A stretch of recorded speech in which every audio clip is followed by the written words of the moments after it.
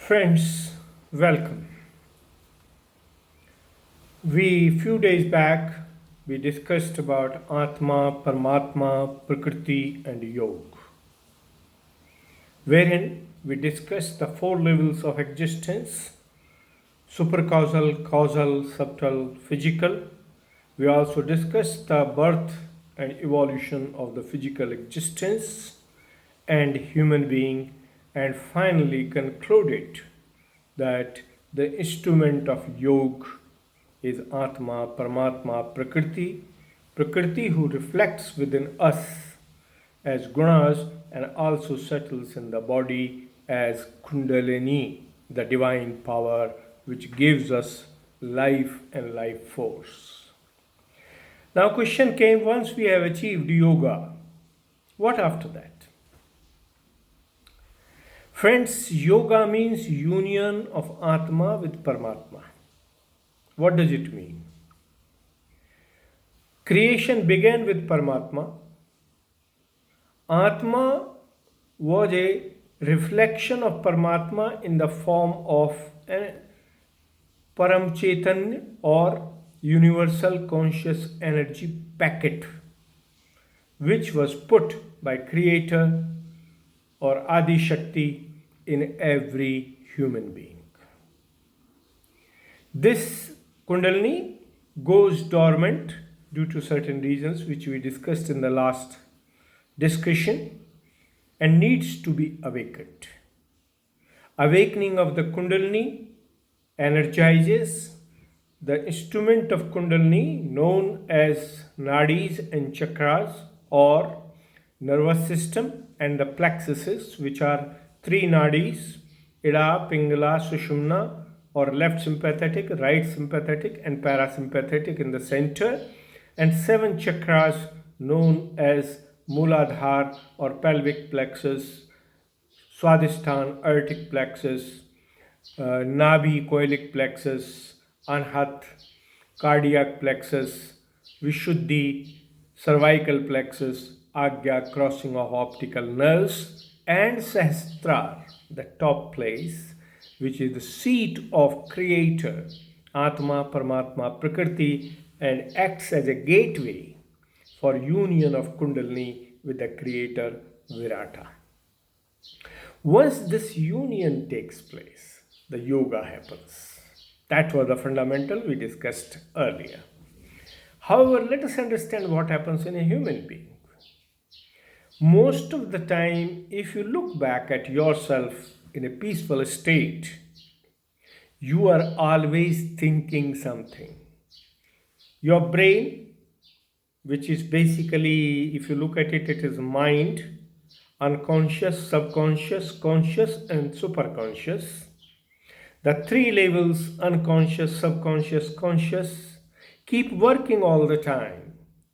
They drive your autonomous nervous system activities like your digestion, breathing, heartbeat, conditioned reflex, etc., and thinking process. This thinking process does not stop. But when Kundalini awakens, crosses the Agya chakra or crossing of optical nerves, your thoughts start coming down. Your brain activity from conscious starts rising towards superconscious. We had discussed seven chakras. There are chakras above that also. Bindu, Ardhabindu, Valay, Pradikshana. There are chakras above that. We are not at this moment going into that. At some other stage we will discuss. But currently what we are saying is, moment this yoga happens, union of Atma with Paramatma happens, this gateway opens and you get connected, or your being gets connected. Atma gets connected with Paramatma through Kundalini. Yoga starts happening. Kundalini has threads, thousands of threads. Few rise. Slowly, as you evolve in meditation, dhyana, dharana, you reach a stage of samadhi. you start seeing more and more threads going up, and when you reach a fully blown stage in which your kundalini is fully connected with the creator or virata, then you achieve the highest stage of samadhi. So first aspect of the yoga is you start achieving the samadhi sthitis. I'm not going to samadhis and all that. What I'm coming to is something else altogether. First, your thinking process starts getting subdued and you achieve savichar samadhi. You are thinking, but you are still connected to the God, and your thought process is getting slower, slower, slower, slower. Then you reach a stage which is nirvichar samadhi, the steady state thoughtless awareness. First was the thoughtful awareness or savichar samadhi, then comes the thoughtless awareness or nirvichar samadhi, and you start rising and your thoughts become stable. You are still rising in samadhi, and then a stage comes savikalp samadhi. Means you have an alternative, you are still thinking somewhere within your subconscious, something is going on, that there is something else also. And as you further evolve, you reach a stage which is called nirvikalp samadhi, or no alternative. You get united with the God, and you know God is the ultimate. There's only one creator. You are the subject. You are the aspect of Him. You are the reflection of your Atma, is the reflection. And once you are surrendered, connected to that, everything is surrendered. Thoughts stop. You get linked to the God Almighty, and you start seeing or feeling in a thoughtless nirvikalp state, which means you neither have thoughts and nor you worry for the alternatives. You know God is the only one. This is the more or less ultimate in the human body in the form of samadhis.